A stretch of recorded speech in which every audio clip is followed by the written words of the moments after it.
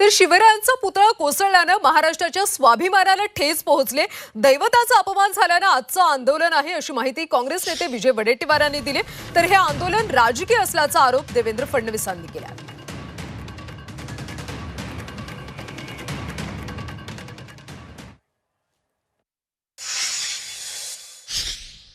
आजचा मुख्य आंदोलन हा महाराजांचा पुतळा आणि दोनही गोष्टीवर आजचं आंदोलन आहे। या आंदोलनाच्या माध्यमातून महाराष्ट्राच्या स्वाभिमानाला ठेच पोचली, महाराजांचा अपमान झाला, महाराष्ट्राच्या दैवताचा अपमान झाला, ही भूमिका ठेवून आम्ही आज आंदोलन करतो आणि आज आम्ही महाराष्ट्राचा निषेध करत असताना या सरकारला जोडे मारो आंदोलन करतो।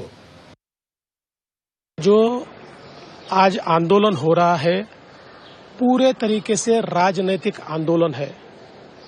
इन्होंने महाविकास आघाड़ी हो, कांग्रेस पार्टी हो, कभी भी छत्रपति शिवाजी महाराज का उन्होंने सम्मान नहीं किया।